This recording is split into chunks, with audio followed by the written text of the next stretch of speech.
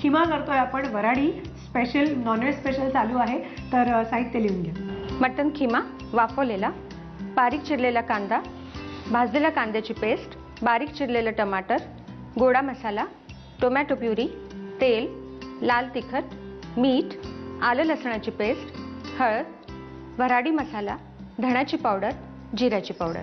साहित्य झालं खिम्याचं आणि नेहमीप्रमाणे भरपूर तेल घेतलेलं आहे. तर आधी काय? आधी बारीक चिरलेला कांदा, कांद्याची पेस्ट भाजून बारीक केली, चिरून कांदा भाजून त्याची पेस्ट, लसूण आल्याची पेस्ट. आपण हे सगळं हाय फ्लेम वरतीच करतोय कारण हा खिमा आपण आधी वाफवलेला आहे. ओके. खिमा वाफवताना काही मीठ हळद वगैरे घातलं होतं? थोडंसं मीठ घातलं होतं, कारण मटण शिजायला जरा वेळ लागतो म्हणून आपण त्याला आधी शिजवलंय. लसूण आल्याची पेस्ट, हळद, तिखट तेवढं लागेल, कमी आहे जरा,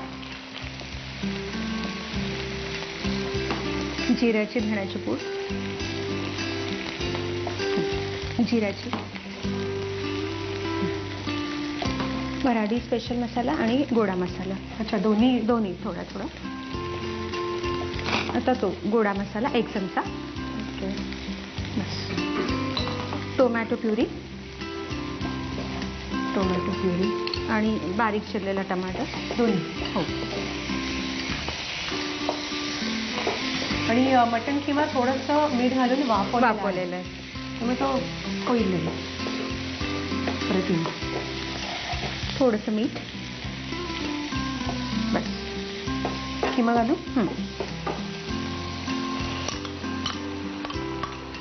आणि वाफवताना जे आपण मीठ घालतो तर त्याचं पण पाणी सुटतं, तर ते फेकायचं नाही. ते पौष्टिक असतं, म्हणजे त्याचा सगळा ज्यूस त्याच्यात उतरला असतो. परत थोडीशी वाफ आणायला लागेल ना? हो. याला आपण आता झाकण ठेवूया 1-5 मिनिटं की रेडी, आणि नंतर थोडंसं पाणी घालून पुन्हा एकदा हाय फ्लेमवरती करायला लागेल. ओके. पण कृती म्हणजे रेसिपी, साहित्य ज्याला जे वापरलं होतं ते सगळं झालेलं आहे. फक्त एक थोडंसं पातळ करण्यापुरतं आता ते शिजवतो आम्ही, आणि मग नंतर गरमागरम पाव आणा बेकरीतनं आणि हा खिमा करा. तर हा मटण खिमा मनीषाने आपल्याला कसा शिकवला त्याचं साहित्य करते.